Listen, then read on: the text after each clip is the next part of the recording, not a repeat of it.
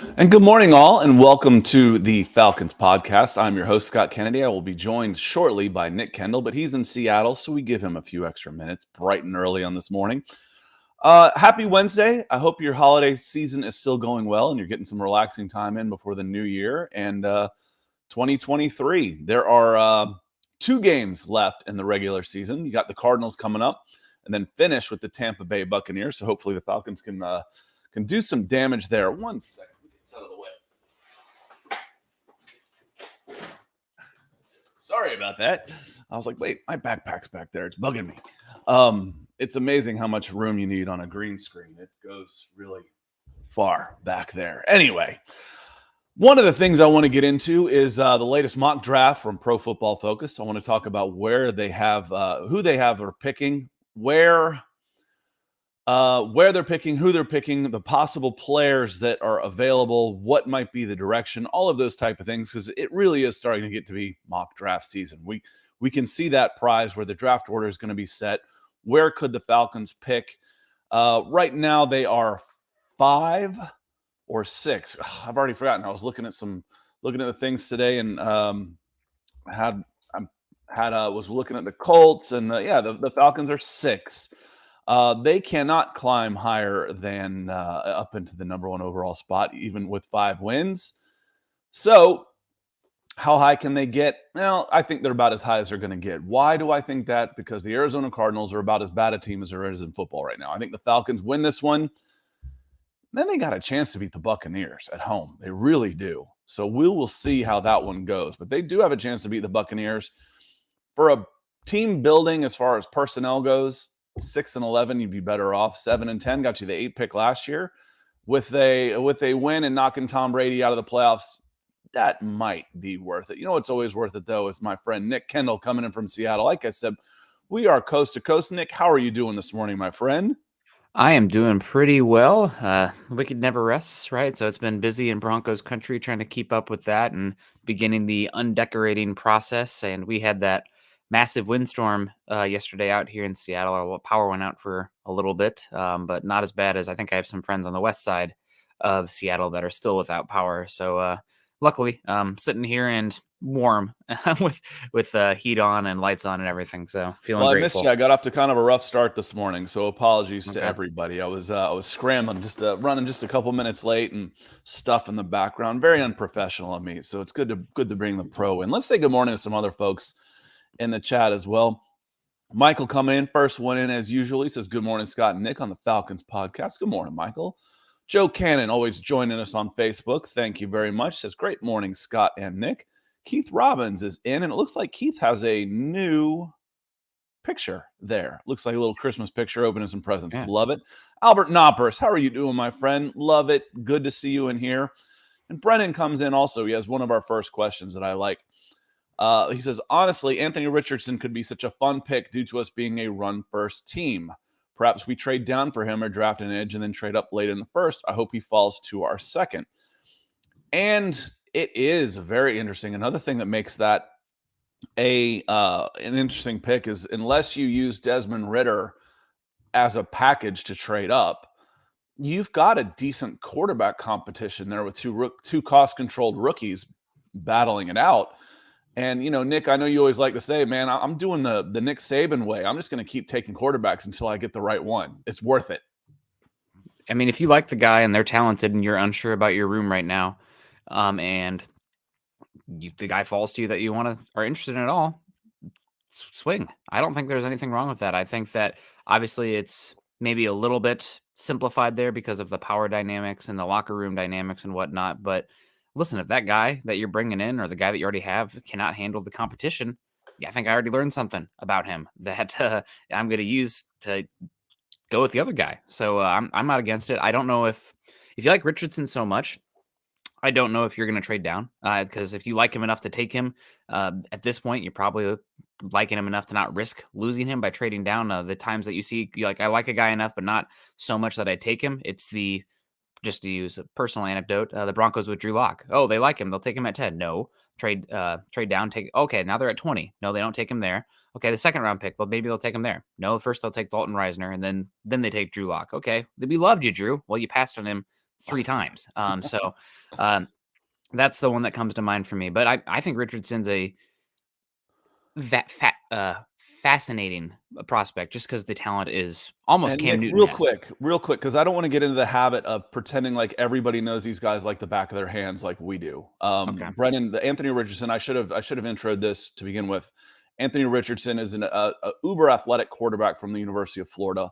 Lots of tools, a bit raw. I have advocated that he probably would have been better off and probably made more money going back to Florida. You know, the old joke was, you know, why didn't these guys ever leave early? It's because they didn't want to take a pay cut. That's true for some of these guys these days. If you're, you know, with the NIL money and the compensation packages that you are now allowed to get in college football, and I'm pleased for, Anthony Richardson could make more money as a starting quarterback of a team like Florida, which is one of the top 10 marketable teams in the country, and play every down than he might get as far as money-wise and playing time in the NFL. Well, at this point, it makes more sense to play with the Florida Gators one more year, Nick. Unless you got information that the league likes him more than what the general draft media consensus is. I mean, I wouldn't be shocked at all if he went top 10, just because the traits are that phenomenal. I mean, he's one of the toolsiest quarterbacks to come out of the draft since Josh Allen. Now, that doesn't make him the best quarterback to come out, but as far as the open field speed, the size that he has, he's 6'4", 235, and then the arm talent. I mean, he can throw it 70 yards flat-footed with a flick of a wrist. I mean, it's unbelievable, but he's super erratic. His processing is not great. For being how good he is as an athlete, I think his zone read game is not the best right now. His decision-making in that and how he hides the ball is not always the best. So he's still a little bit off, but he's a prospect, which makes him interesting for Atlanta because they have a quarterback that they can roll with for a year or so in Desmond Ridder if they decide to go that direction. Yeah, and he's really an interesting player. Now, I have always said that I believe when scouting from where we are, we have to go with what we can see tangibly, which is the arm talent and the tools and the technique. But that's one reason I was more on, Justin Fields than some people.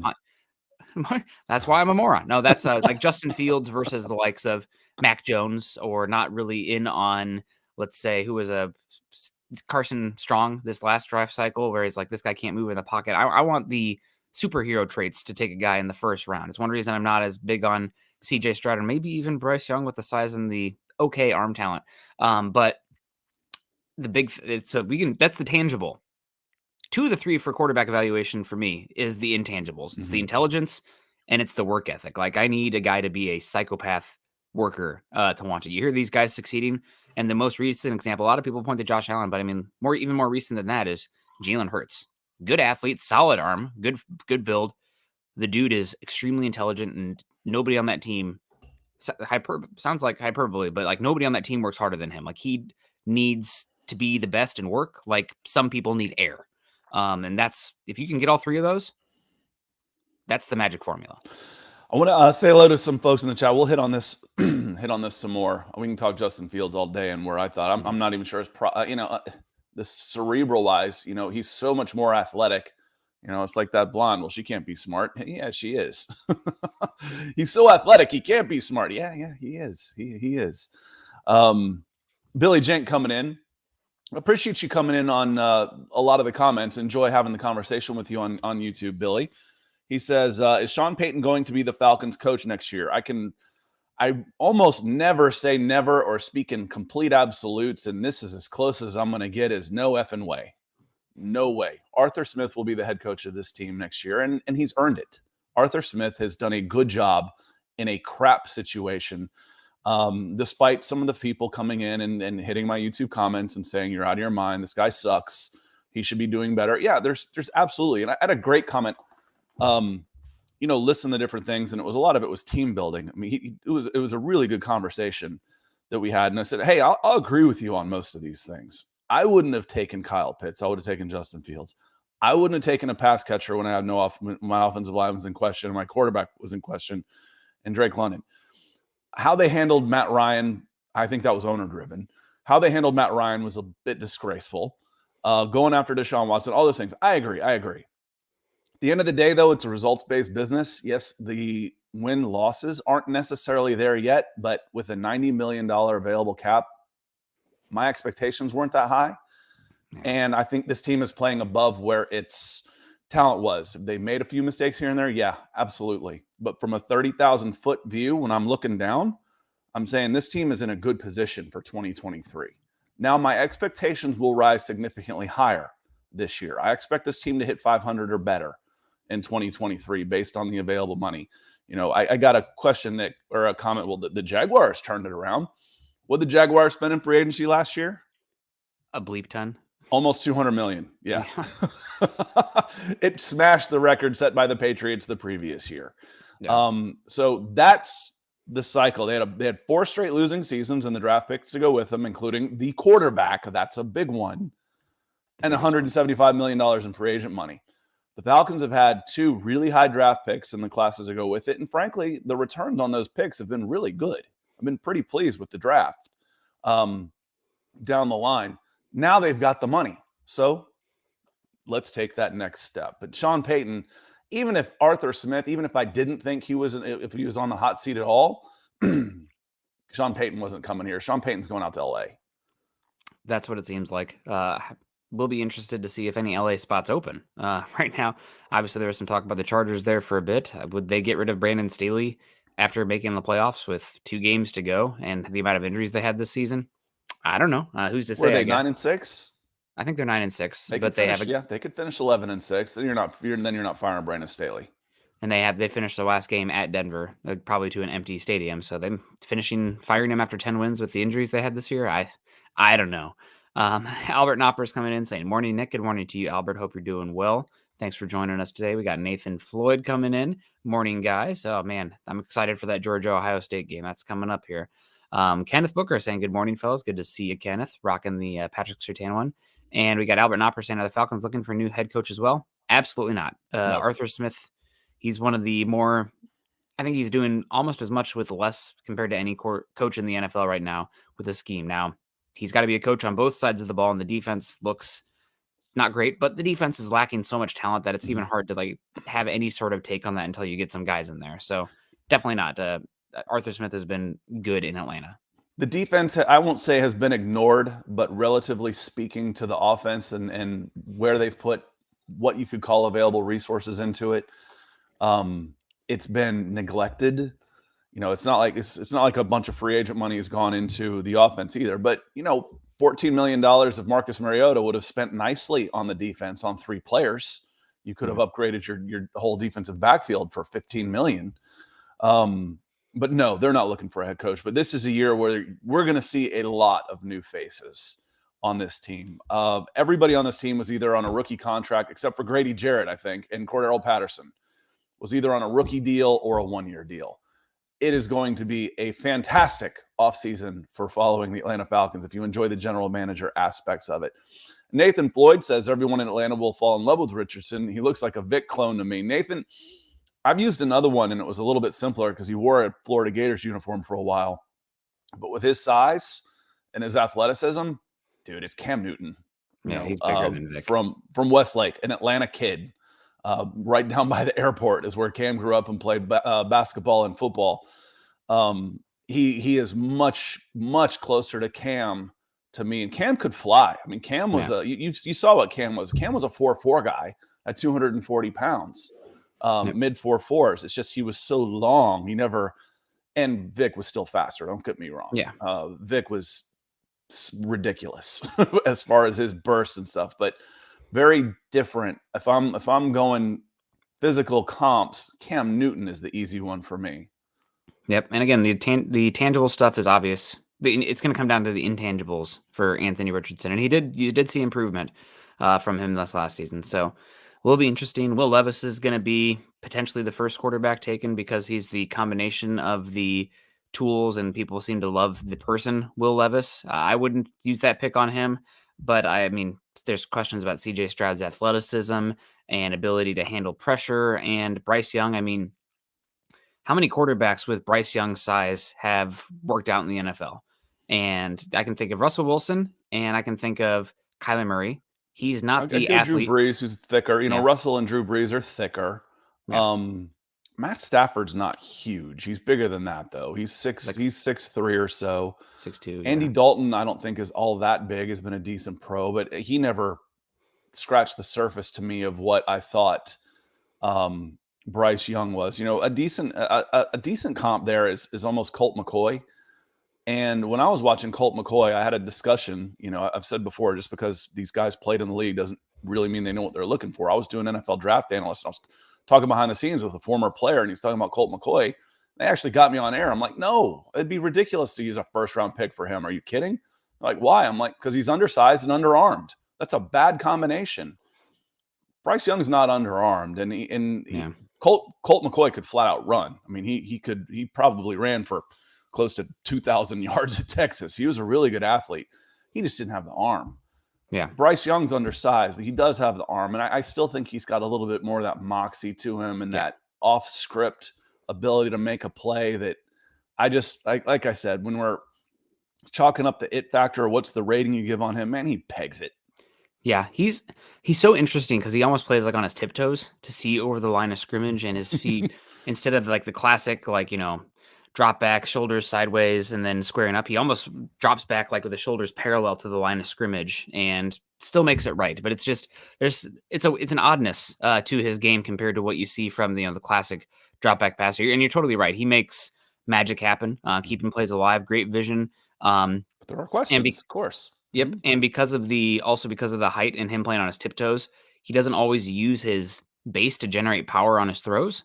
I think there is some power to be untapped there on his throws, but can he do that while also still seeing over the line of scrimmage? Because it's kind of his style right now to play on those tiptoes and whip the ball when you don't have a totally set base. So he's a really interesting player. Quarterbacks as much intangibles and intelligence as it is traits and tools. So he could go number 1 overall. It just would feel rather unprecedented given I don't think he has the Kyler Murray level package of arm talent and athleticism on top of being super short and skinny. Like he's going to be 10 pounds lighter than the smallest quarterback ever drafted in the first round. Significant.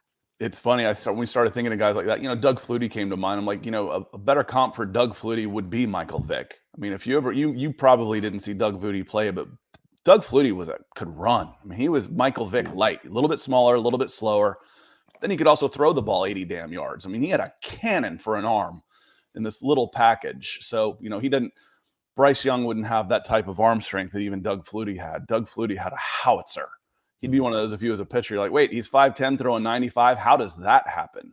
One of the guys. Kenny has a question. He says, you may know some of this, and Jalen Carter notwithstanding, after Todd McShay did his best to slander him on ESPN for character concerns, where the entire University of Georgia and all of its players and student body took to social media and said, do one, McShay. Who are the most talented guys with baggage in the upcoming draft? Like a Kayvon Thibodeau, again, manufactured baggage. Reuben Foster, he had a little bit. And Tyrann Mathieu, he had a little bit. Which player in the upcoming draft would you take a chance on? Are there some guys out there? And I would throw somebody out there rather than Kayvon. And I know you were just typing off the top of your head, but Micah Parsons had baggage. Micah Parsons fits into this category for me better than someone like Thibodeau. Reuben Foster had been concussed so many times, I was worried he'd ever play again. When we start talking CTE and stuff, and that goes back to high school. I mean, he's one of the best high school football players I've ever seen at 40 pounds. He was a weapon, and he'd been concussed so many times that I thought that he may just be a special teams guy for Alabama until it all kind of fed in for him. But any of those guys fit that bill for you this year that are coming out? Another one just historically that comes to mind is Robert Nkemdiche. Had multiple incidents at Ole Miss with top 5 level talent. Randy Moss, Warren Sapp. We can talk about all. There's hundreds of them, of course. I mean, Randy Moss, Warren Sapp, failed marijuana tests. Yeah, I just wanted to use the example. That really hurt their NFL ability, didn't it? Yeah, but you mentioned Reuben Foster, but I just wanted to use the example of Micah Parsons is one of the character concerns not hurting the player, and then you have Nkemdiche where it kind of did. So that's both ends. That's why these teams care about this stuff. Another one with bad baggage that worked out. Jeffrey Simmons got in a fight where his sister was getting beat up, and he joined in and hit a female in a high school. And he's still a monster of a man in high school, and that looked bad. I think he had a scholarship offered, pulled, and had to do some work to get back in good grace. And he's been great since then. But one incident like that, we can go on forever. Joe Mixon, blah blah blah. One guy who stands out to me is Mozzie Smith from Michigan. He's been a really talented defensive tackle for them. I think he was Bruce Feldman's number one freak on his list this season. Just an incredible athlete. He lacks length, but he was arrested in, I want to say, November, and pled guilty to a misdemeanor weapon charge. So it's avoiding criminal record. But that was one that stands out for me so far. I haven't heard of many other ones that stand out, but I mean, if you get arrested for a weapons charge, then and plead guilty, then that's something to consider. Joe Cannon comes in and asks, Nick, if Blake Corum does fall to day 3, would he be an option for us then? Yeah, he's talented enough that if he's there, let's not speak like everybody knows who he is. I don't know who he is. Okay. Blake Corum was a Heisman candidate this season, and he's the starting running back from Michigan. Okay. He's doesn't have the world's best long speed. He's a little bit shorter, but he's compact. I think I want to say he's like 5'9", 210 pounds. Sounds familiar. Yeah, I know a guy who doesn't have long speed, breaks tackles, and picks up a bunch of yards for the Falcons.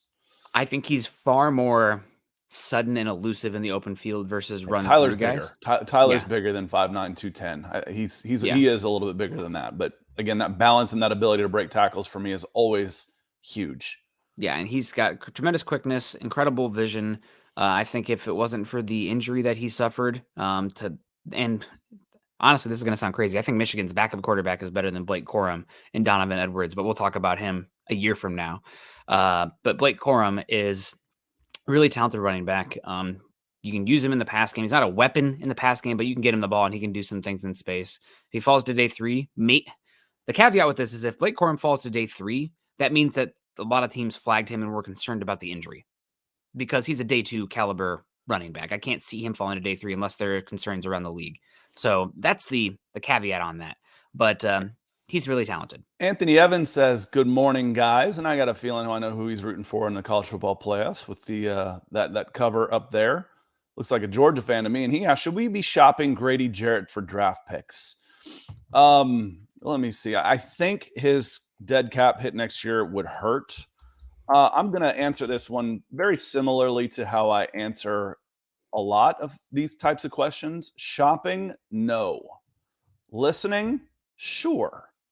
So if Grady puts it out there, let's assume that Grady hasn't come to the team and said, move me or I'm not playing. That's not Grady's style. But let's just assume he's not requested a trade. Do you listen? Absolutely. I pick up the phone for everybody if you're being serious. Now, it would have to be something pretty special.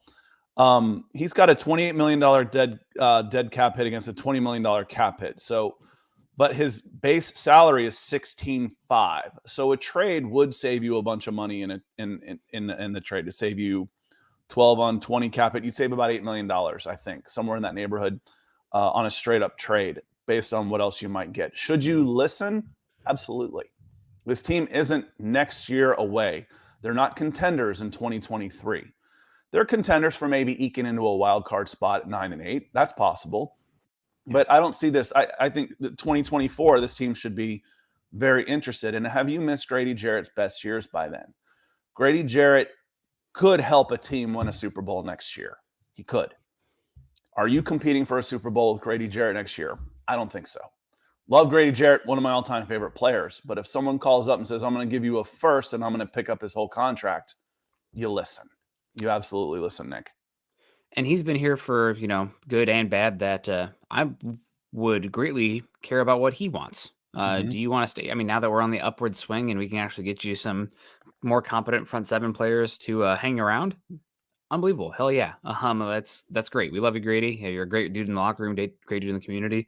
Falcons for life. If it's, listen, we have a chance to ship you off to, God, I even hate to see it, Kansas City or the Chargers or somebody, who has an incredible quarterback that might be a piece away or something, then and he says, oh, yeah, thank you, Falcons. You're the best. Love you. Always be a Falcon for life. And now that you're giving me an opportunity to go elsewhere, I would like to take that. Then I think that's a big thing you take into account too. I don't think you're not going to get a first for Grady Jarrett at his age and his contract. Maybe you can get a second. I think it's more likely you get like a couple threes, that kind of thing, given where he is at in his career and the years left on his deal, and also not playing the most premium position. The other thing is you can always use interior defensive line pass rushers, but with so many teams playing gap and a half up front, a lot less single gap kind of stuff. Grady Jarrett's 3 technique spot is just not many teams are using that kind of defense as much anymore. And he can be fine in the gap and a half, but a lot of teams want those broader, bigger guys right now. So that way you can allocate less resources to the box to play more 2 high safety shells. And a lot of teams are watching Grady Jarrett get up off of their offensive players in the backfield because they underestimated him and he's making plays. I mean, he's one of those exceptions that makes the rule. Like I get it, but it's a different. He's better. It's like, man, I don't want a 6 foot, 305 pound defensive tackle. They don't pan out. Well, what about Grady Jarrett? Grady Jarrett's 1 in a million. I mean, there's not a lot of Grady Jarretts out there. He's special. He's different. Speaking of special, Ryan comes in. Good morning, Ryan. He says there will never be another Vick. Never say never, but oh man, I mean, fastest player on the field with and people underestimate how strong and how good his arm was. Was his accuracy always where it should have been? No, but I had someone that knew him, ran into him, tell me, I've got these skinny little wrists. I've broken all 4 of these bones. My wrists are so skinny. He says he had wrists on him like tree trunks like this. And I was like, well, that makes sense. I've always said the guy could go back there and you just see him just flick his wrist and that ball would just effortlessly go 50 yards down the field on a line. Just what an amazing talent Michael Vick was. He doesn't get credit. I still think he's underrated as far as what he was able to do as a quarterback. He's not underrated as an athlete. He's underrated as a quarterback. As for my money, he is. Yeah, the closest thing has been Lamar Jackson. Just as far as like do everything back there. Lamar has not the same level of arm talent, but an underrated or speed. I mean, I'm telling you, Michael Vick. About the only play, if Mike Vick took off in the open field, there's one player I've seen that I would put money on to catch him, and that's Deion Sanders. I mean, I know there's other guys, but I'm talking about in our realm, the guys I watch day in and day out. Deion Sanders is the fastest football speed player I've ever seen, ever. Yeah. Forget the 40 times and all that type of stuff. I'm talking about throw a ball up there and go get it or chase a guy down. Deion was the guy. Here's a question. I asked this. Kevin comes in. He says, when we were talking about Kyler Murray, has Kyler Murray really worked out, though? Not to the extent that you want for number 1 overall pick. And that's another reason that a team took a really short quarterback that has to play in a specific system, and it hasn't worked out so well with the air raid coach. Now, granted, I think Cliff Kingsbury is way over his head. We can go back to the shows beginning of this year saying that who's the coach most likely to get fired for you? I'm like, oh, man. Kingsbury for sure. This thing is going off the rails in Arizona. But I would not say that he has totally worked out, but that might be a thing against the likes of, and also with Russell Wilson falling off. That's Kevin's point. You're making these comparisons. You're like, okay, if his comp is Kyler, is that what you want? Now, I would argue that it's the Arizona Cardinals and it's a team game. Yeah. And Kyler's numbers, for a team that was picking number 1 have been good. Especially when you throw in 2,200 yards of rushing on there. He throws for 3,700 yards, 3,900 yards, 3,800 yards with a 2-to-1 touchdown to interception ratio, and then rushes for 2,200 yards. Yeah, he's been pretty good. And then he's again, they were drafting number 1 overall, so they stunk. Goes to 5-10, goes to and then he makes the Pro Bowl the next 2 years. Yeah. For whatever that's worth. They named 5th alternates. Tyler Huntley is in line to make the Pro Bowl right now. Yeah. But he's put up really good numbers, and I know it's stats-based, blah, blah, blah. But I think Kyler Murray has been pretty darn good in this league. Yeah. And if I'm looking at reasons why the Arizona Cardinals haven't taken that next step, I'm not pointing the finger at Kyler Murray right now. I'd start looking other places. At least not his on-the-field ability. There are some questions about his leadership and, having to put in that homework clause in his last contract and then getting clowned for it and taken out. Those are red flags. No doubt about that. But he's an incredible athlete and fun player. We'll be So really I brought curious this to one see. up. I brought this one up, Kenny, for Kenny's comment. He says, "Yeah, they did Doug Flutie wrong by especially not even taking him at all. It's like, oh, he's too short to play in the NFL. Send him to Canada." But he says, especially when they started Rob Johnson over him. That was up in Buffalo. I bring this up because it went click to click to click to answer a question that we were stuck on the other day. It was Rob Johnson's dad was a coach in Orange County, Mission Viejo. And he was the Elite 11 coach for a long time out in California for student sports, which brought us to Carson Palmer. What the hell was his brother's name? Jordan Palmer. Jordan. It was Jordan who was working with the quarterbacks out there. So all those guys were part of the student sports Elite 11 Nike camp group. Bob was the number one guy until Trent Dilfer basically came in and took over, for better or for worse. You just were trading one gigantic ego for one gigantic ego with a bigger name. And just a quick shout out on that one, Jordan Palmer. Got to interview him a couple times. Went to a few pro days in the Midwest, and he was there working with some dudes. Took the time to talk to me, so that was great. Appreciate him for that. And he's on a new podcast that he's doing with Kyle Allen, another former highly rated recruit out there at Texas A&M, called The Room. And it's been pretty interesting to kind of hear them talk about the college game, quarterback development, the league, all the pressures of being a quarterback, the work, bringing in guys like Josh Allen, Sam Darnold, Cade McNamara, some of these guys who are highly rated recruits, and what that whole process is. So peeling back that Jordan was a good dude. Jordan's a good guy. I will hack on some of the egomaniacs out there and other things, but I also want to make sure we're paying attention to the good folks that are out there doing work like that, and just enjoy the work. Rob, we enjoy the work. Rob's coming in, he says happy hump day, coming in from Nashville. And Kevin, when we were talking about the head coaching change, says there's nothing wrong with our head coach. He doesn't need change. There's places he can improve. They all can. But I would absolutely back Arthur Smith going into the 2023 season. 100%. Is he going to get everything right? It's one of those I see all the time, when we're on these shows and you're having discussions and second guessing, and someone comes in and is like, oh, I guess you know more than the coaches do, right? I'm like, listen, if we put 100 scenarios up there, I'm not going to get every single one of them wrong, and he's not going to get every single one of them right. If you're in here and your answer is trust the coaches or I guess you know more, just go away. This isn't for you. So Kevin says but I agree with Kevin here. I think Arthur Smith's not going anywhere. He's not going anywhere. Yeah, and understandably so. He'd be a very hot coaching candidate if he was. We have Joe Cannon coming in and say, I want to see Desmond Ridder the starter next year. If he doesn't pan out, we'll probably end up with another high pick and be in better position to get Caleb Williams.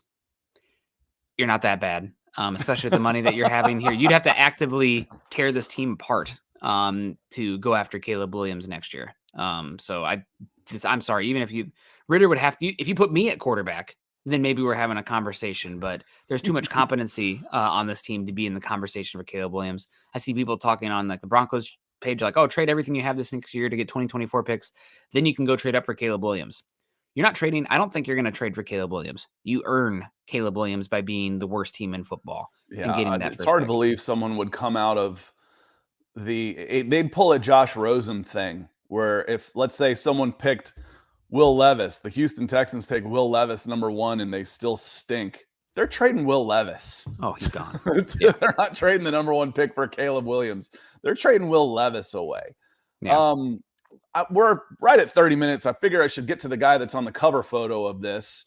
Pro Football Focus did a mock draft, and for the Falcons at number 6, they used a guy that you brought to my attention last week saying, hey, check this out. It was Jared Verse, defensive end, edge, hybrid. He looks big to me. I didn't check his vitals, and I wanted to ask you about him, but he looks big. He looks like he could absolutely go 4-3 defensive end instead of 3-4 edge, but he looks versatile enough to be able to do both.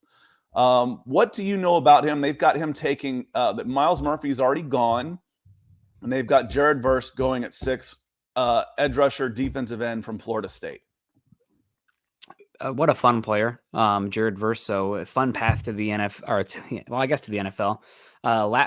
Last year he was playing at Little Old Albany school, Division II football, and he had an incredible game against Syracuse, against future NFL draft pick, probably day 2, left tackle there, Matt Bergeron, who will probably end up in the guard in the NFL out there at Syracuse.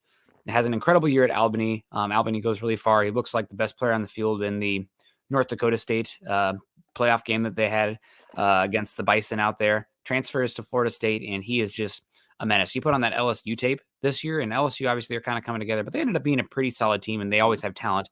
And he's just clowning the tackles out there, catching these guys looking flat-footed because he packs so much punch and power at the point of attack. He's 6'4", 250, and the tape at the beginning of the year, I mean, he's just a menace. So much jewels transferred when he makes contact with these guys, with these moves.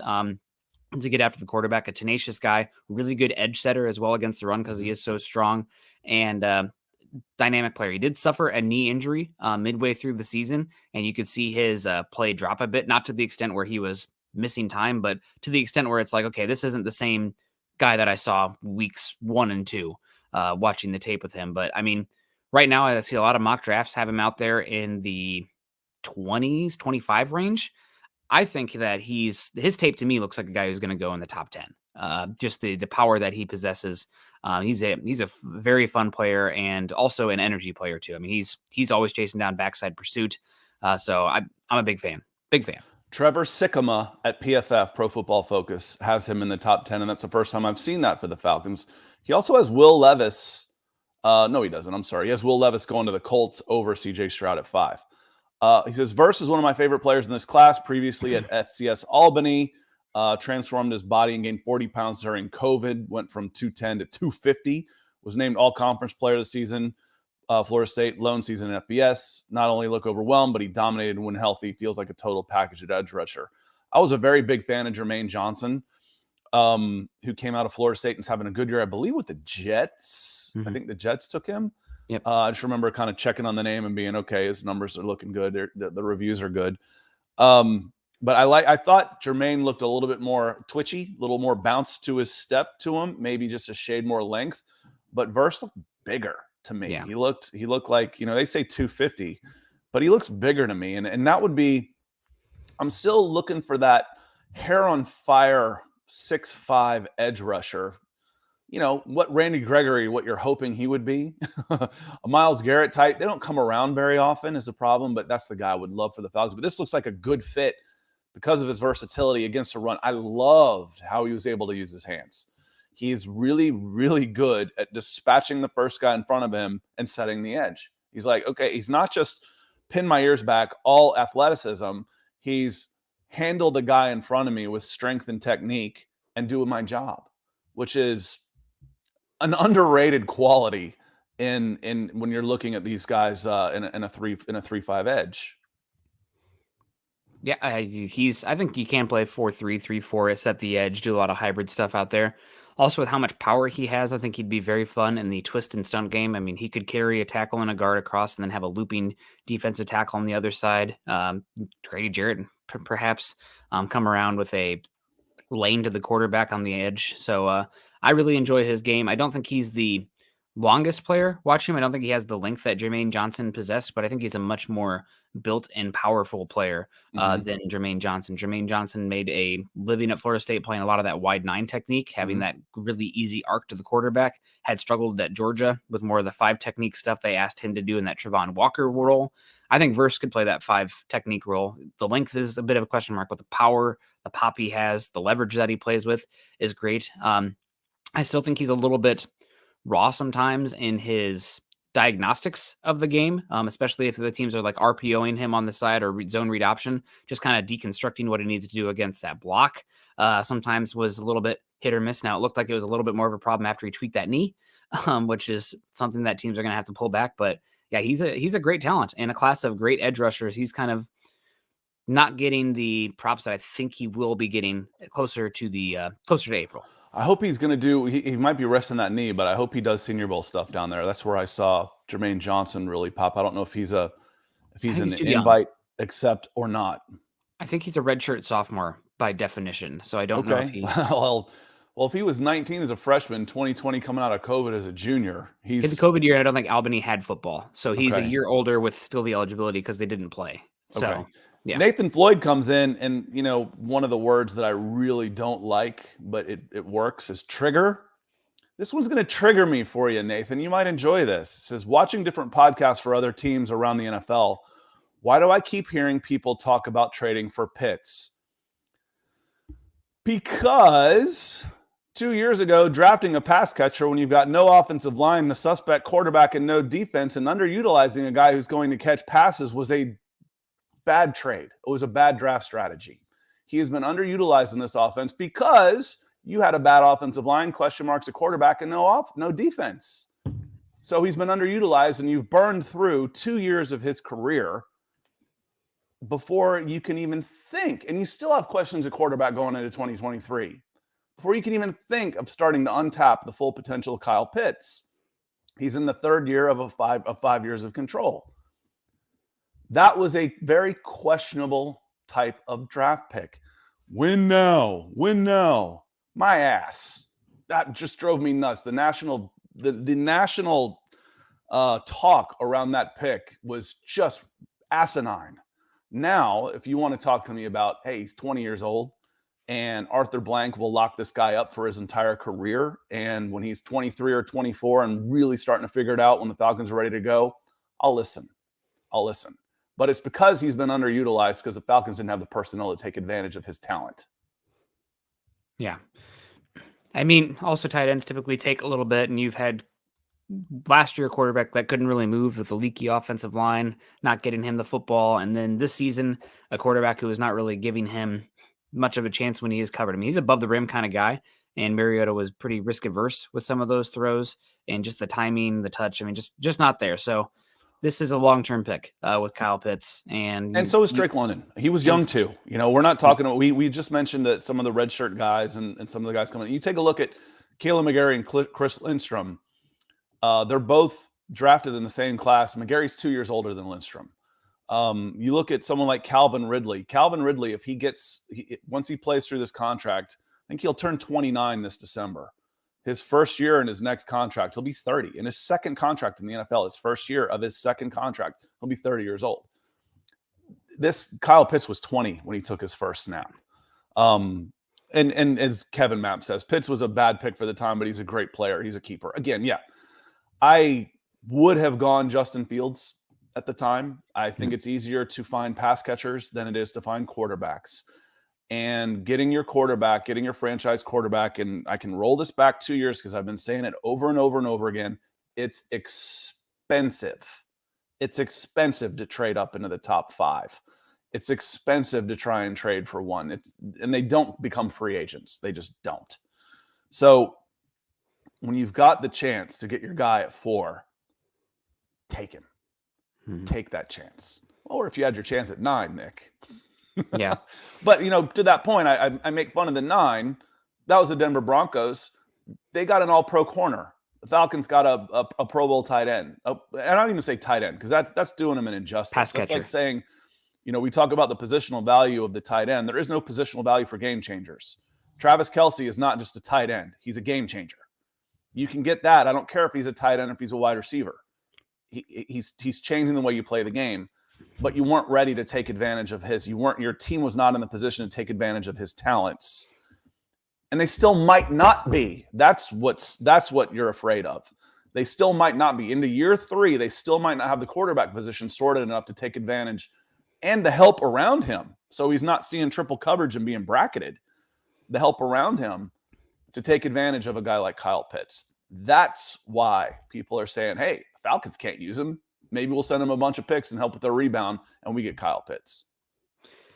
Yeah, it wouldn't make sense. Yeah, maybe you're talking to the team still, struggling, running on ice 2 years from now with the contract dwindling down, then maybe. But you still have 4 years of control if you consider the franchise tag as well. Just doesn't line up right now. You keep the talent.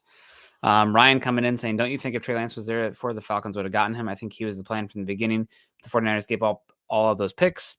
It did sound like there was a lot of Trey Lance smoke for Atlanta, but we'll never know for sure unless you get in the building. But and also, I'm still way too early to Trey Lance. But I mean, just talk about the COVID year that he had being out, the sitting last year, the injury this year. I mean, maybe the train never leaves the station for him. Who knows? Exactly. Nick, that's what I'm with you. I'm like, do I think the plan was Trey Lance? I hope not. I mean, no offense to Trey Lance, but that was a mystery pick to me. I mean, 1 year of what I don't even know what alphabet soup division he played in, FBS, FCS. It was North Dakota State, so let's give them a little credit because but that's FCS, right? That's what we used to call 1AA. 1 season there. I think people, you see the knee-jerk reaction to Sean McVay, and everybody wants to go get I look back to the water boy. It's like, not the only one trying to find talent in strange places. Michigan is experimenting with their towel boy, and they see him get lit up. Yeah. That's what happens. Sean McVay has the success. Let me see where I can get the next 33-year-old wonderkin, and you hire a bunch of those, and they all fail. So, Josh Allen, whoa, that really worked. Let's get the next Josh Allen. Doesn't work that way, man. Yeah. He plays 1 season of football. He's raw as can be. Number 3, if you're sitting there and you take him, that's one thing. But the 49ers to give up 3 first-round picks to do it? Yeah, that's... Man. Give me Justin Fields all day long in that spot. Maybe Trey Lance becomes something. Maybe he doesn't. Hey, well, maybe we you guys never know. Maybe you trade for him. Now that they had Brock Purdy out there, Jimmy Garoppolo seemed like there was a power struggle there in the 49ers where Kyle Shanahan was more interested in Mac Jones. And the front office wanted Trey Lance. Maybe you can get Trey Lance for your first-round pick or, second-round pick this year and a second-round pick next year. I think he'd be very fascinating in the Arthur Smith offense because he is built like a linebacker.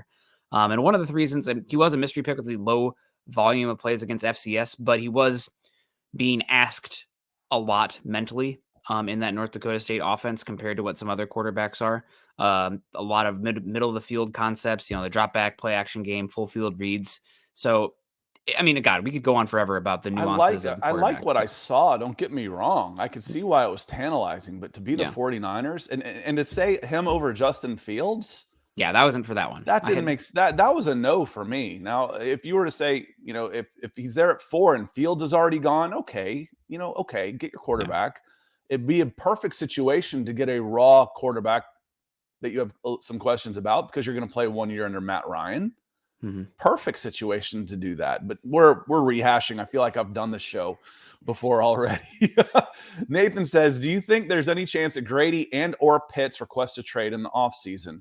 Grady might, very quietly, and if we do, we may never hear about it unless it comes out after the fact, hey, we wanted to do right. I don't expect to hear him on First Take or whatever blah, blah show is on where Julio comes in and says, man, I got to get out of there. And I still don't think he knew he was on air. I got to get out of there. I'm gone. I don't expect that to ever happen. Grady is way too much of a professional and way too classy to do that. And like I said, I'm not throwing Julio under the bus. I don't think he knew he was on air. I'll give him the benefit of the doubt. And Pitts, it doesn't matter. You're a rookie and I can control you for the next 5 years. So I control your rights. You have no say. You're a third-year rookie, and I got 3 more years plus 2 tag years I can use on you. I got you for 5 more years. You may want out, but it's not up to you. Grady has a little bit more say in the thing. Yeah. Kyle Pitts is going to be here. He's part of the long-term building blocks. Contractually, it doesn't make any sense to move him yet, unless he was outright revolting and being a horrible person in the locker room. Then maybe you have to have that conversation. But that tanks your value later on for another contract or stuff if you're that bad. I mean, that doesn't just know. And it's not, and also given his age, it's not like he's like 30 years old doing crunches in the parking lot, taking interviews, kind of prima donna, where he's proven that he can be that guy also with Terrell Owens. I can't see that happening with Pitts. I don't know where all this Pitts trade talk is coming. It seems asinine. Yeah, well, Nathan says he's listened to some other teams, and they're talking about, hey, maybe we can target Kyle Pitts. That's fine. It's going to cost you 2 first-round picks. It's wish casting. I don't know. It might be a couple, but you talk to me about 2 first-round picks, and I'll listen. But that's what it's going to take for you to get Kyle Pitts from me. And not even 2 first-round picks. They need to be, one of them needs to be early. Pick as well. Like we can't like 2 picks in the 30s. I'm not talking trading with the Bills for 31 and 30 next year. I'm talking premium picks. 2 for me to answer the phone. Yeah, You know, someone's on the phone, they want over 2. That gets me to answer the phone. But Ryan says the blueprint for winning is the 49ers. They're on their third quarterback and still beating teams. We're on our second quarterback and we can't win a game, except against the 49ers. No, I'm just teasing. That goes to depth, Ryan, and the talent that you've built into those spots. I don't know if you were listening Monday, but I'm going through the players on the snap counts, and I'm not naming their names. I'm just naming how they were acquired. And these players on defense, it was practice squad, picked up from someone else's practice squad, signed as a veteran minimum free agent off the waiver wire from the Bears. And then I could say that about 3 more times. And then, this was a guy that was waived by the Tennessee Titans, because if it wasn't Bears, it was Titans. Mm-hmm. Okay, and then 5th round pick, Grady Jarrett. Okay, that's a 1st round pick, A.J. Terrell. 2nd round pick, Richie Grant. After that, man, and then rookie. It's just it takes a little time. This team, again, $92 million. Let me see. I want to see what if you look at it. And I had this conversation. Someone stop making excuses. Stop making excuses for Arthur Smith. He stinks. All right. Well, fine. We may see otherwise. I disagree. But these are when I sort by active salaries, what teams have the most money on the field, I'm going to go from 32 up to 27 and tell me if you hear a common theme here on which teams have the least amount of money on the field because their salary cap and injury situation has crippled them. Chicago Bears are last. Atlanta Falcons, second to last. LA Rams, third. Arizona Cardinals, 4. Houston Texans, 5. Denver Broncos, 6. Bad teams. Those are 6 of the top 7 worst records in the NFL. Yeah. The 7th being the Indianapolis Colts. 6 of the top 7. So, yeah, Ryan, it's going to take a little time. It's going to take a little free agent money. It's going to take some good scouting and hitting on the draft. But if I am strong in the trenches and I've got good playmakers, I can get a manager at quarterback to oversee a game and the rest can win. I agree with you 100%. Yeah. Yep, it's a big deal, and it's hard to win football games with that. It's not excuses. It's just, it's a team that's rebuilding, and the fact that their offensive output is this good with, playing Mariota, who looked that bad at the eye test, and the issues at the wide receiver, pass catchers around Drake London, still manufacturing offense. You've been playing above your head in this season, so for the talent level, and that goes to coaching. So Kenneth coming in here, who is proving to be the worst free agent signing this year, not including the trade for Russ, than the extension they gave him. Man, I don't know. Scott, fill air for Which a second. Jones did the Raiders get? That was Chandler Jones, right? Oh, yeah. Yep. There's your number 1. I always get him and Chris Jones a little confused. Chris Jones is a good player with Kansas City. Chandler Jones is defensive tackle at LA, right? Las Vegas, I'm sorry. That was 2 moves ago. Yeah. But I would say that Chandler Jones and the Raiders might be Chandler Jones immediately springs to mind for me. Yeah. Yeah, that's a really good one. That's going to be hard to top that one. They're just looking over the list. Nathan asks, re-sign McGarry or get Jawan Taylor from the Jaguars. I'm happy with McGarry. But again, it comes down to what's it going to cost. I'd be pretty happy re-signing McGarry. I don't know if you get much of a hometown discount. You might get a little bit of one, $1 million here or there. I don't think that's going to be the deciding factor. To be fair, I don't know as much about Jawan Taylor. Yeah.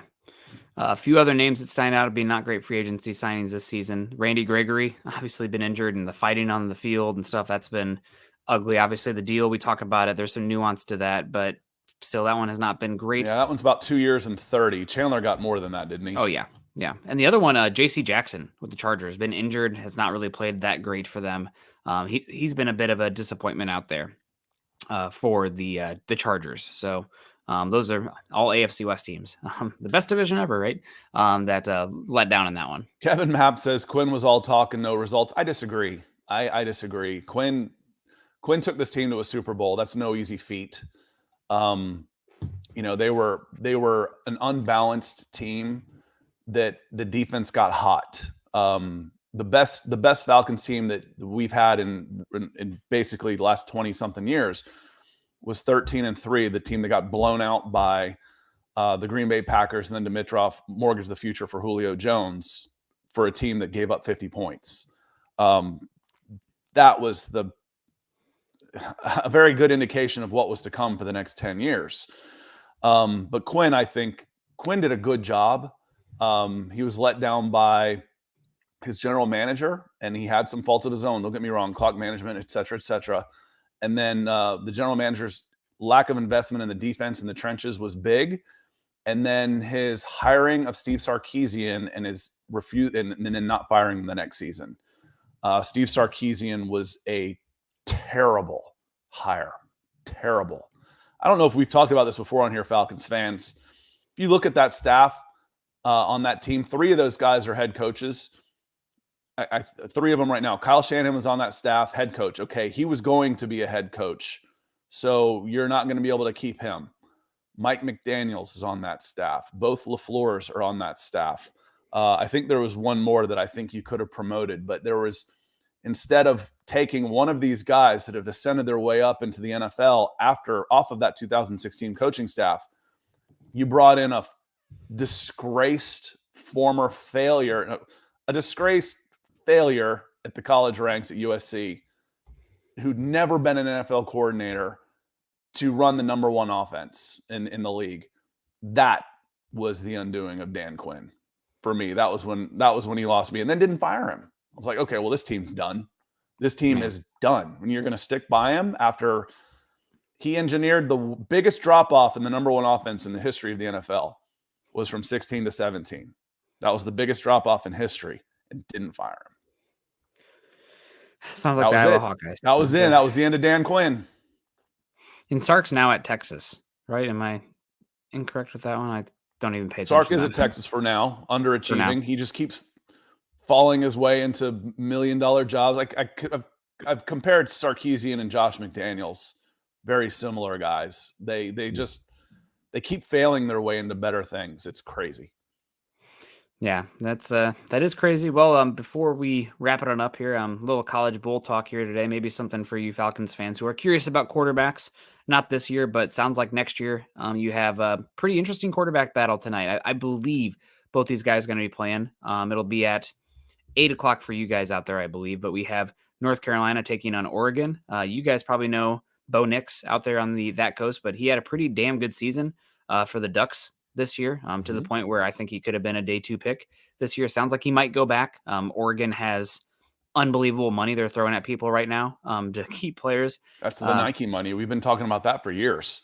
Now it's not under the table though. So it's they're throwing out crazy money, and the Bo Nix might be back. And then you have all this talk for Caleb Williams, rightfully so, but Drake May probably would have been the number 1 quarterback in this year's class if he was able to come back, based on what some people like Dane Brugler have been hearing from NFL Connection. So Drake May is the quarterback for North Carolina. I think it was, who's the coach at Pitt right now?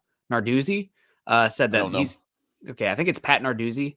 And he threw out an allegation a couple weeks ago about how the transfer portal is, a real issue for tampering right now on players, and that some teams were offering Drake May $5 million a year. And Drake May, I think the collective at North Carolina was able to come together and bump his payment a bit to keep him from transferring to a Georgia or to an Alabama for 1 more year at North Carolina.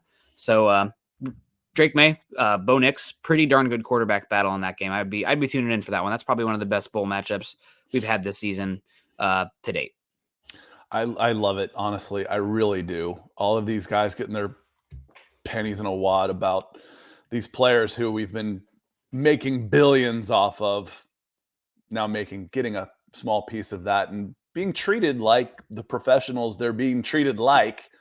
I was like, everybody can leave for a better job except the players. Everybody. The team manager can get a promotion and go. He can go. We know about the coaches, for God's sakes, but not the players. I love it. I absolutely love it. And we'll see how much longer, how sustainable this system is going to be before it either settles in or blows up completely. It'll be very interesting. On that note, We are going to get out of here. We're right out an hour. Thanks so much. It's a great conversation today, y'all. If you want to listen after the fact or want to send it to a friend, go to falconspodcast.com and say, hey, check this out. Scott and Nick are good, and they talked about us a lot. So we'll be doing a lot. When we come back, we will probably do, when we come back from the break on January 2nd, we'll probably move Mondays to NFL stuff, more NFL draft talk, not just necessarily Falcons-centric, but top 10 mocks and everything. And then on Wednesday, we'll go back to the Falcons. So we'll start focusing on more NFL news and notes. We'll start talking some playoffs. We'll start talking drafts, Senior Bowl's coming up, all that type of stuff on Monday, January 2nd, because the next time we'll see y'all, it'll be 2023. How about that? So everybody, thanks for being here. Nathan says, didn't Georgia beat Bo Nix like 5 times? I think half of his interceptions, 15 of them came against the University of Georgia. And I went to Auburn, so I know all about Bo Nix's struggles. But on that note, we are going to get out of here. I hope everybody has a great rest of this holiday week, and hope you're getting to spend some time with friends and family. Nick and I will be back on Broncos for Breakfast tomorrow, and there is so much to talk about. We went 80 minutes yesterday. So Broncos for Breakfast Thursday morning on the YouTube Mile High Huddle. Check us out. Otherwise, we will see you Monday to talk draft order. We'll probably do our first mock draft of the year and all those type of things. So until next time, Happy New Year, y'all.